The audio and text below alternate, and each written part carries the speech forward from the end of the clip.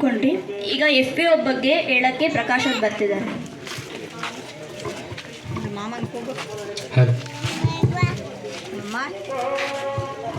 ಎಲ್ಲ ರೈತರಿಗೆ ನಮಸ್ಕಾರ.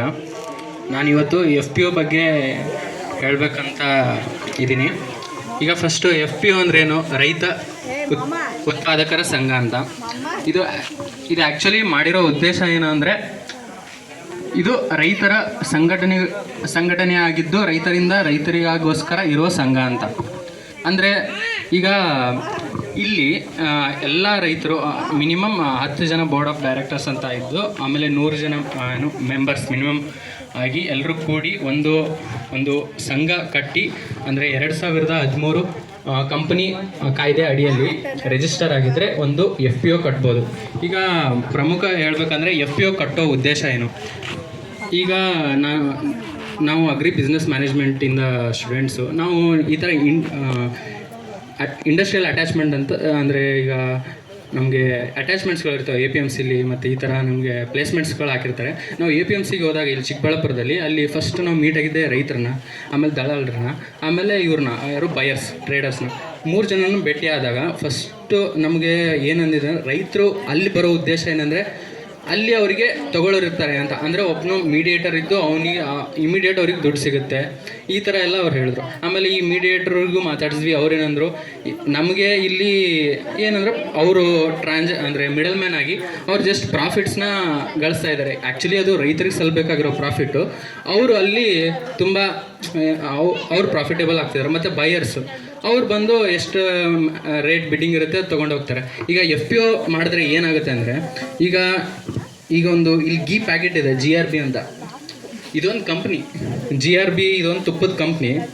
ಅವರು ಇದನ್ನು ಪ್ರೊಡ್ಯೂಸ್ ಮಾಡಿರೋ ಕಾರಣ ಅವರೊಂದು MRP ಫಿಕ್ಸ್ ಮಾಡ್ತಾರೆ ಇದಕ್ಕೆ. ಆಗ ಅವರು ಫಿಕ್ಸ್ ಮಾಡೋ ಕಾರಣ, ಈಗ ನೀವು ಪ್ರೊಡ್ಯೂಸ್ ಮಾಡಿ ಇನ್ಯಾರೋ ಒಬ್ಬ ಹೋಗಿ ಅದಕ್ಕೆ ರೇಟ್ ಫಿಕ್ಸ್ ಮಾಡೋ ಬದಲು ಎಲ್ಲರೂ ಅಂತಾರೆ ಗೌರ್ಮೆಂಟ್ MSP ಹಾಕ್ಬೇಕು ಅಂತ. ಎಲ್ಲ ಈಗ ವೆಜಿಟೇಬಲ್ಸ್ಗೆ ಹಾಕಲ್ಲ, ಕೆಲವೊಂದು 23 ಕ್ರಾಪ್ಸಿಗೆ ಹಾಕಿದ್ದಾರೆ. ಎಲ್ಲದಕ್ಕೂ ಹಾಕಿದ್ರೆ ಅಂದರೆ ಪ್ರಾಫಿಟ್ಟು ನಿಮಗೆ ಬರಲ್ಲ ಅಂತ. ನಿಮಗೆ ಕಾಸ್ಟ್ ಆಫ್ ಕಲ್ಟಿವೇಷನ್ ನಿಮಗೆ ಎಷ್ಟು ಖರ್ಚಾಗಿರುತ್ತೋ ಅದಕ್ಕಿಂತ ಮೇಲೆ ನೀವು ರೇಟ್ ಫಿಕ್ಸ್ ಮಾಡಿ, ನೀವು ಎಲ್ಲರೂ ಸೇರಿ ನಿಮ್ಮ ಒಂದು ಮುಖಾಂತರ ಡೈರೆಕ್ಟ್ ಬೈಯರ್ಸ್ಗೇನೆ ಯಾರು ತೊಗೊಳ್ಳೋರಿರ್ತಾರೆ. ನಾನು ಕೇಳಿದ ಪ್ರಕಾರ ಇಲ್ಲಿ ಎಲ್ಲ ಜಾಸ್ತಿ ಪಾಪ್ಕಾರ್ನ್ ಜೋಳ ಅದನ್ನು ಬೆಳಿತೀರ. ಈಗ ಅದೇ ಪಾಪ್ಕಾರ್ನ್ ಅದು ಜೋಳ ಇಲ್ಲಿ ನೀವು APMCಗೆ ಹೋಗಿ ಮಾರಿ, ಅಲ್ಲಿಂದ ಟ್ರೇಡರ್ಸು ಅಲ್ಲಿಂದ ಪ್ರೊಸೆಸಿಂಗ್ ಆಗಿ ಜಸ್ಟ್ ಒಂದು ಪಾಪ್ಕಾರ್ನು ಒಂದು ಸಣ್ಣ ಇಷ್ಟರಲ್ಲಿ 300, 400 ಐನಾಕ್ಸಲ್ಲಿ PVRಲ್ಲಿ ಮಾರ್ತಾರೆ. ಆ ರೇಟಿಗೆ ಅಷ್ಟು ಮಾರುವಾಗ ಅಷ್ಟು ಅವ್ರು ಪ್ರಾಫಿಟೇಬಲ್ ಇರುವಾಗ ಇಲ್ಲೇ ಪ್ರಾಫಿಟೇಬಲ್ ಆಗ್ತಿಲ್ಲ ಅಂದರೆ, ನೀವು ಅದು ತುಂಬ ಪಾಸ್ ಆಗ್ತಾ ಮಿಡಲ್ ಮ್ಯಾನು ಎಲ್ಲರ ಹತ್ರ ಬರ್ತಿದೆ. ಅದೇ ಒಂದು FPO ಮುಖಾಂತರ ಎಲ್ಲನೂ ಎಲಿಮಿನೇಟ್ ಆಗಲಿಲ್ಲ ಅಂದರೆ ಒಂದು ಅರ್ಧದಷ್ಟಾದರೂ ಎಲಿಮಿನೇಟ್ ಆಗಿ ಆ ಪ್ರಾಫಿಟ್ನ ನೀವು ತೊಗೋಬೋದು ರೈತರು. ಅದು FPO ಮುಖಾಂತರ ಮಾಡ್ಕೋಬೋದು. ಈಗ ಕೆಲವರು ಇಲ್ಲಿ ನಾನು ಕೇಳಿರೋ ಪ್ರಕಾರ ಇಲ್ಲಿ ಶೆಟ್ಟಿಗೆರೆಯಲ್ಲಿ ಕೆಲವರು ಮಂಡಿಕಲ್ಲಲ್ಲಿರೋ ಒಂದು FPOದಲ್ಲಿ ಆಲ್ರೆಡಿ ಮೆಂಬರ್ಸ್ ಕೂಡ ಇದ್ದೀರಾ. ಬಟ್ ಇದ್ದು ಕೂಡ ನೀವು ಚೆನ್ನಾಗಿ ಮಾಡ್ತಿದ್ದೀರಾ ಆ FPO. ನೀವು ಮೆಂಬರ್ಸ್ ಆಗಿದ್ದರೆ ನೀವು ಕೇಳ್ಬೋದು, ನಿಮ್ಗೆ ರೈಟ್ಸ್ ಇರುತ್ತೆ. ಮೇಲ್ಗಡೆ ಬೋರ್ಡ್ ಆಫ್ ಡೈರೆಕ್ಟರ್ಸ್ ಆಗಿ ಜನರಲ್ ಆ್ಯನ್ಯುವಲ್ ಮೀಟಿಂಗ್ ಅಂತಲೂ ಇಯರ್ಲಿ ಮಾಡ್ತಾರೆ. ಆ ಟೈಮಲ್ಲಿ ಏನು ಪ್ರೋಗ್ರೆಸ್ ನಡೀತಿದೆ FPO ಬಗ್ಗೆ, ಏನು ಮುಂದೆ ಎಕ್ಸ್ಪಾಂಡ್ ಮಾಡ್ಬೋದು ಏನು. ಮತ್ತು ಈಗ ನಬಾರ್ಡಿಂದ ಈಗ ಸ್ಟೋರೇಜ್ಗೆ ಅಂತಲೇ ಅಮೌಂಟ್ ಸ್ಯಾಂಕ್ಷನ್ ಮಾಡ್ತಾರೆ. ಈ ಥರ ಒಂದು ಸ್ಟೋರೇಜ್ ಗೋಡನ್ ಓಪನ್ ಮಾಡಿ, ಆಮೇಲೆ ಅಲ್ಲಿ ಸ್ಟೋರೇಜ್ ಮಾಡಿಕೊಂಡು ನಿಮಗೆ ಯಾವಾಗ ಟ್ರೇಡರ್ಸ್ ಅವೈಲೇಬಲ್ ಇರ್ತಾರೆ ಆ ಟೈಮಲ್ಲಿ ಸೆಲ್ ಮಾಡ್ಬೋದು ಅವ್ರಿಗೆ. ಮತ್ತು ಒಂದು ವಿಡಿಯೋ ಮುಖಾಂತರ FPO ಬಗ್ಗೆ ಒಂದು ಸಂಕ್ಷಿಪ್ತವಾಗಿ ಒಂದು 2 ನಿಮಿಷದ ವಿಡಿಯೋ ಇದೆ, ಅದನ್ನು ನೋಡಿ. ಬೆಳೀತಾರೆ, ಆದರೆ ಸರಿಯಾದ ಮಾರುಕಟ್ಟೆ, ಅದರ ಮಾಹಿತಿ ಮತ್ತು ಬೆಳೆಗೆ ಸೂಕ್ತ ಬೆಲೆ ಸಿಗದೇ ಇರೋ ಕಾರಣ ಈ ರೈತರು ತನ್ನ ಬೆಳೆನ ಎಲ್ಲೋ ಮಾರಿ ಅಲ್ಪ ಸ್ವಲ್ಪ ಹಣ ಗಳಿಸ್ತಾರೆ. ಎಷ್ಟೋ ಸಾರಿ ಲಾಭಕ್ಕಿಂತ ನಷ್ಟನೇ ಹೆಚ್ಚಾಗಿರುತ್ತೆ. ಇದರಿಂದ ರೈತರು ತಮ್ಮ ಜೀವನ ನಡೆಸೋಕೆ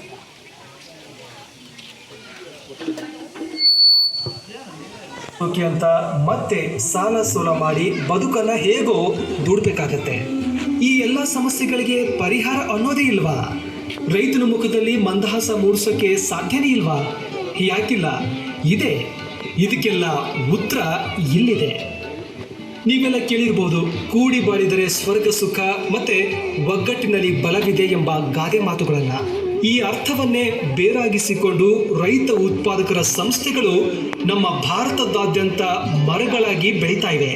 ಈ ಸಂಸ್ಥೆಗಳು ರೈತರಿಂದ ರೈತರಿಗಾಗಿ ರೈತರಿಗೋಸ್ಕರ ನಡೆಸುವಂತಹ ಸಂಸ್ಥೆಗಳಾಗಿವೆ. ಈ ಸಂಸ್ಥೆಗಳ ಮುಖ್ಯ ಉದ್ದೇಶ ಏನಪ್ಪಾ ಅಂದರೆ ರೈತನ ಉತ್ಪಾದನಾ ವೆಚ್ಚ ಕಡಿಮೆ ಮಾಡೋದು, ಮಾರುಕಟ್ಟೆ ಮಾಹಿತಿ ಕೊಡೋದು ಹಾಗೂ ತಾಂತ್ರಿಕ ಮಾಹಿತಿಯಂತಹ ಅನೇಕ ಸವಲತ್ತುಗಳನ್ನು ಒದಗಿಸೋದು. ಈ ಸಂಸ್ಥೆಗಳನ್ನು ಹೇಗೆ ಕಟ್ಟಬಹುದು ಅನ್ನೋದ್ರ ಬಗ್ಗೆ ಈಗ ತಿಳ್ಕೊಳ್ಳೋಣ. ಮೊದಲನೇದಾಗಿ ನೀವು ಸಂಸ್ಥೆನ 2013ರ ಕಂಪನಿ ಕಾಯ್ದೆ ಅಡಿ ನೋಂದಾವಣೆ ಮಾಡಬೇಕಾಗತ್ತೆ. ಯಾರಪ್ಪ ಇದರ ಸದಸ್ಯರಾಗುವುದು ಅಂತಂದರೆ, ಈಗ ಊರುಗಳಲ್ಲಿ ಆಸಕ್ತಿ ಉಳ್ಳ 10 ರೈತರು ಒಟ್ಟಾಗಿ ಬೇಕಾದ ದಾಖಲೆಗಳ ಜೊತೆಗೆ ಸಂಸ್ಥೆಯನ್ನು ಕಟ್ಟಬಹುದು. ತದನಂತರ ಉಳಿದ ರೈತರನ್ನ ಸಂಸ್ಥೆಯ ಸದಸ್ಯರನ್ನಾಗಿ ಮಾಡ್ಕೋಬಹುದು.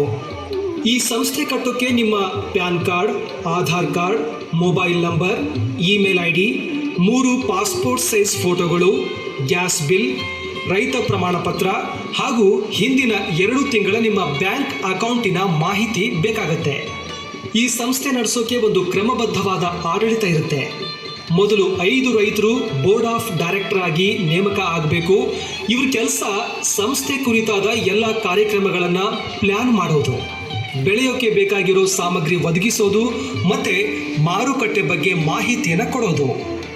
ಸಂಸ್ಥೆಯ ಎಲ್ಲ ವ್ಯವಹಾರಗಳನ್ನು ನಡೆಸ್ಕೊಂಡು ಹೋಗೋಕೆ ಅಂತ ಒಬ್ಬ ಕೃಷಿ ಪದವೀಧರರನ್ನ CEO ಅಂದರೆ ಕಾರ್ಯನಿರ್ವಹಣಾ ಅಧಿಕಾರಿಯಾಗಿ ನೇಮಕ ಮಾಡಬೇಕಾಗತ್ತೆ. ಇವರಿಗೆ ಮಾರುಕಟ್ಟೆ ಬಗ್ಗೆ ಹೆಚ್ಚಿನ ಮಾಹಿತಿ ಇರಬೇಕು. ಇವಾಗ ಬಿತ್ತುವ ಸಮಯದಲ್ಲಿ ರೈತರಿಗೆ ಬೀಜ, ಗೊಬ್ಬರ, ಕಳೆ, ಕೀಟನಾಶಕ ಬೇಕಾಗುತ್ತೆ. ಇವನ್ನ ಸಂಸ್ಥೆಯಿಂದ ಎಲ್ಲ ರೈತರು ಸೇರಿ ಕಂಪನಿಗಳಿಂದ ಹೋಲ್ಸೇಲ್ ರೇಟ್ನಲ್ಲಿ ತರಬಹುದು. ಇದರಿಂದ ಉತ್ಪಾದನಾ ವೆಚ್ಚ ಬಹಳ ಕಡಿಮೆ ಆಗುತ್ತೆ. ಅದೇ ರೀತಿ ಒಂದೇ ಬೆಳೆ ಬೆಳೆದಿರುವಂತಹ 10 ರೈತರು ಸೇರಿ ಟನ್ ಗಟ್ಟಲೆ ಬೆಳೆನ ಒಂದೇ ಸಲ ಮಾರುಕಟ್ಟೆಗೆ ಒಯ್ಯಬಹುದು. ಅಥವಾ ಸ್ವಚ್ಛ ಮಾಡಿ ಮಿಲ್ನವರಿಗಾದರೂ ಕೊಡಬಹುದು. ಇಲ್ಲಾಂದರೆ ಸಿಟಿಗಳಲ್ಲಿ ಅಪಾರ್ಟ್ಮೆಂಟ್ಗಳಿರ್ತವೆ, ಅಲ್ಲಿ 50ರಿಂದ ಹಿಡಿದು 1000ವರೆಗೂ ಜನ ಇರ್ತಾರೆ. ಇವರನ್ನು ಕಾಂಟ್ಯಾಕ್ಟ್ ಮಾಡಿ ಡೈರೆಕ್ಟ್ ಆಗಿ ಮಾರಬಹುದು. ಇದರಿಂದ ಸಾಗಾಣಿಕೆ ಖರ್ಚು ಕಡಿಮೆ ಆಗುತ್ತೆ, ದಲ್ಲಾಳಿ ಕಾಟ ತಪ್ಪುತ್ತೆ, ಮತ್ತೆ ಒಳ್ಳೆ ಬೆಲೆನೂ ಕೂಡ ಸಿಗುತ್ತೆ.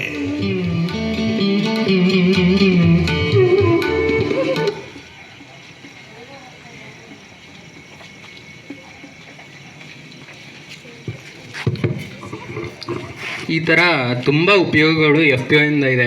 ಈಗ ಆಲ್ರೆಡಿ ನೀವು FPO ಮೆಂಬರ್ ಆಗಿದ್ದರೆ ಈಗ ಇನ್ನೂ ಎಷ್ಟು ಚೆನ್ನಾಗಿ ನೀವು ಅದನ್ನು ಉಪಯೋಗಿಸ್ಕೊಳ್ಬೋದು ಅಂತ ನಾವೊಂದು ಸಕ್ಸಸ್ ಸ್ಟೋರಿ ಅಂದರೆ ತಮಿಳುನಾಡಲ್ಲಿ ಒಬ್ಬರು FPO ಎಷ್ಟು ಅವರು 1 ವರ್ಷದಲ್ಲಿ ಟರ್ನೋವರ್ 18 ಕೋಟಿಯಷ್ಟು ಟರ್ನೋವರ್ ಮಾಡ್ತಿದ್ದಾರೆ.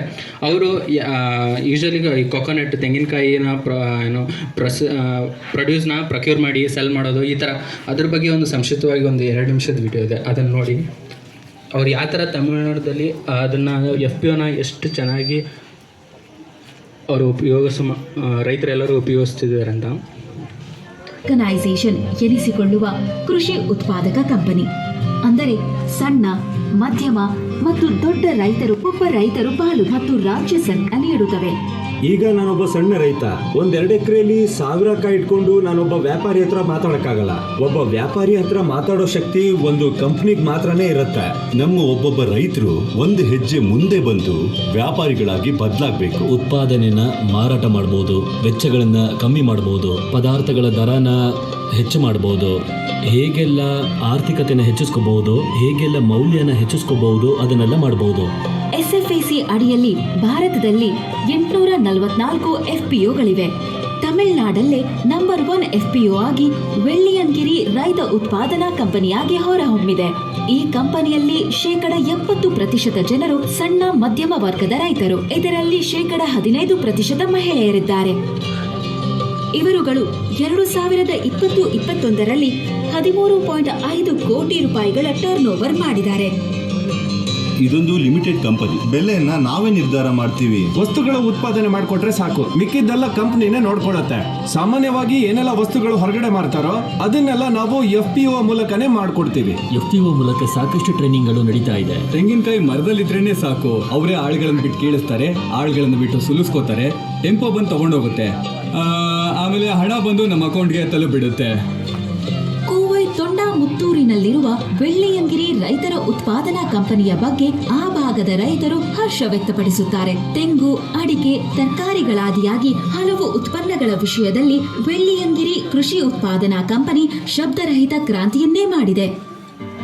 ವ್ಯಾಪಾರಿ ಬಂದು 87 ಅಂತ ಎಣ್ಸಿರೋರು, ನಾವು ಬರ್ತೀವಿರಿ ಅಂತ ಎಣ್ಸಿದ್ರೆ 57 ಇರ್ತಿತ್ತು.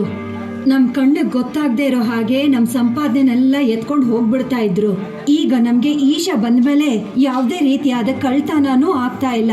ಅವರು ತಗೊಳಕ್ ಬಂದಾಗ ಸಣ್ಣ ಕಾಯಿಗೆ ಬೇರೆ ದೊಡ್ಡ ಕಾಯಿಗೆ ಬೇರೆ ಅಂತ ತಗೋತಾ ಇದ್ರು. ಈಗ ಆತರ ಲೆಕ್ಕಾಚಾರನೇ ಇಲ್ಲ. ಸಣ್ಣ ಕಾಯಿ ದೊಡ್ಡ ಕಾಯಿ ಎಲ್ಲದಕ್ಕೂ ಒಂದೇ ರೇಟು. ಕೆಜಿಗೆ ಎಷ್ಟು ರೇಟು? ಕಮ್ಮಿ ತೆಂಗಿನಕಾಯಿ ಇಟ್ಟಿರೋರು, ಜಾಸ್ತಿ ತೆಂಗಿನಕಾಯಿ ಇಟ್ಟಿರೋರು ಅನ್ನೋದೇ ಇಲ್ಲ. ಎಲ್ರೂ ಒಂದೇನೆ, ಎಲ್ರೂ ಸಮಾನರು. ಇಲ್ಲಿ ತೆಂಗಿನಕಾಯಿ ಕೀಳೋದಕ್ಕೆ ಜನ ಇಲ್ಲ, ಸುಲಿಯೋದಕ್ಕೆ ಜನ ಇಲ್ಲ. ಇಂಥ ಸಂದಿಗ್ಧ ಪರಿಸ್ಥಿತಿಲಿ ರೈತರು ಹೋಗಿ ವ್ಯಾಪಾರಿಗಳ ಹತ್ರ ಸಿಗಾಕೊಳ್ತಾರೆ. ಈ ಮರನ ಹಚ್ಚಿ ಕಾಯಿ ಕೀಳ್ಸೋದಕ್ಕೆ ಅಂತಾನೆ ಅವ್ರುಗಳು ಒಂದು 5-6 ಸೆಟ್ಟನ್ನ ಇಟ್ಟಿದ್ದಾರೆ. 60 ದಿನಕ್ಕೆ ಒಂದು ಟರ್ನ್ ಬರೋ ತರ ಎಲ್ಲಾ ತೋಟಕ್ಕೂ ಕಂಟಿನ್ಯೂ ಆಗಿ ನಾವೇ ಮರದ್ರು ಅವರೇ ಬಂದು ನೆನಪಿಸ್ತಾರೆ. ಮೊಟ್ಟೆ ತೆಗೆದ್ಬಿಟ್ಟು ತೆಂಗಿನಕಾಯಿ ಬಿಡಿಸಿ ದುಡ್ಡನ್ನು ಹಿಡ್ಕೊಂಡು ಮಿಕ್ಕಿದ ಹಣನ ಒಟ್ಟಾಗಿ ಒಂದೇ ಕಂತಲ್ಲಿ ನಮಗೆ ಕೊಟ್ಟಿದ್ದಾರೆ. ಇದುವರೆಗೂ ಒಂದೇ ಕಂತಲ್ಲಿ ನಮಗೆ ಹಣ ಕೊಟ್ಟಿರೋರು ಅಂದ್ರೆ ಅದೇ FPO. ನಮಗೆ ಆಗಿಂದಾಗ್ಲೇ ಹಣ ಸಿಗುತ್ತೆ. ಹೇಳಬೇಕು ಅಂದ್ರೆ ಮೊದಲೆಲ್ಲ ನಾವು ಅಡಿಕೆನೆಲ್ಲ ಕೊಟ್ಟು ತಿಂಗಳಾನ್ಗಟ್ಲೆ ಆಗಿ ಸೀಸನ್ ಮುಗಿದ್ಮೇಲೆ ನಮ್ಮ ಅಡಿಕೆ ಕಾಸು ನಮ್ಮ ಕೈಗೆ ಬರ್ತಾ ಇದ್ದಿದ್ದು. ಈಗೇನಂದ್ರೆ ಕೀಳ್ಸೋ ಕೂಲಿ, ಸುಲ್ಸೋ ಕೂಲಿ ಎಲ್ಲಾನು ಅವರೇ ವ್ಯಾಪಾರಿಗಳೇ ಖರ್ಚು ಮಾಡ್ತಾ ಒಂದು ಮಟ್ಟಕ್ಕೆ ಹೇಳಬೇಕು ಅಂದ್ರೆ ಒಂದು ದೊಡ್ಡ ಬದಲಾವಣೆ ತಂದಿದ್ದೀವಿ. ನಮ್ಮ ಏರಿಯಾದಲ್ಲಿ ಅಡಿಕೆ ಅಂದ್ರೆ ಒಂದು ಬೆಳ್ಳಿಯಂಗಿರಿ ವರದು ಅನ್ನೋ ತರ ಅವರು ನಿರ್ಣಯ ಮಾಡೋದೇ ತುಂಬಾ ಒಳ್ಳೆ ಬೆಲೆ ಅನ್ನೋ ತರ ಒಂದು ರೀತಿ ದೊಡ್ಡ ಬದಲಾವಣೆ ತಂದಿದ್ದೀವಿ. ತೆಂಗಿನಕಾಯಿ ಕೃಷಿಗೆ ತಮ್ಮನ್ನು ಸೀಮಿತಗೊಳಿಸಿಕೊಳ್ಳದೆ ಉತ್ಪನ್ನಗಳನ್ನು ಮೌಲ್ಯೀಕರಿಸಲು FPO ಸಹಾಯದೊಂದಿಗೆ ರೈತರೆಲ್ಲರೂ ಒಂದಾಗಿ ಸಲ್ಫರ್ ಫ್ರೀ ತೆಂಗಿನ ಎಣ್ಣೆಯನ್ನು ತಯಾರಿಸುತ್ತಿದ್ದಾರೆ. ಈಶಾ ಆರೋಗ್ಯ ಮತ್ತೆ ಈಶಾ ಕಿಚನ್ ಇವರು 15 ದಿನಕ್ಕೆ ಒಂದ್ಸಾರಿ 1000 ಲೀಟರ್ ವರೆಗೂ ಎಣ್ಣೆ ತೆಗಿತಾರೆ. ಇದ್ರ ಬೆಲೆ ನಿರ್ಣಯ ಮಾಡೋ ಮಟ್ಟಕ್ಕೆ ನಮ್ಮನ್ನ ಬೆಳೆಸಿದ್ದಾರೆ. ಮಾರುಕಟ್ಟೆಯಲ್ಲಿ ಸಾಧಿಸಿದ ಯಶಸ್ಸು ಅಲ್ಲದೆ ಮಣ್ಣು, ನೀರು, ಭೂಮಿ ಫಲವತ್ತತೆಯಿಂದ ಇರಲು ಬೆಳ್ಳಿಯಂಗಿರಿ FPO ಒಂದು ರೈತ ಕಿರಾಣಿ ಅಂಗಡಿಯನ್ನು ಸಹ ನಿರ್ಮಿಸಿದೆ. ಗುಣಮಟ್ಟದ ರಸಗೊಬ್ಬರ, ಔಷಧಿಗಳು, ಬೀಜಗಳು ಮತ್ತು ಹನಿ ನೀರಾವರಿಗಾಗಿ ನೇರವಾಗಿ ಡೀಲರ್ಶಿಪ್ ಅನ್ನು ತೆಗೆದುಕೊಂಡಿದೆ. ಇದರಿಂದ ಕಡಿಮೆ ವೆಚ್ಚದಲ್ಲಿ ಸರಿಯಾದ ಸಮಯಕ್ಕೆ ರೈತರಿಗೆ ವ್ಯವಸಾಯದ ವಸ್ತುಗಳು ಸಿಗುತ್ತವೆ. ರೈತರಿಗೆ ಸಹಾಯ ಮಾಡಲು FPO ನೇಮಿಸಿದ ವೈಯಕ್ತಿಕ ಕೃಷಿ ಸಲಹೆಗಾರರು ಇದ್ದಾರೆ.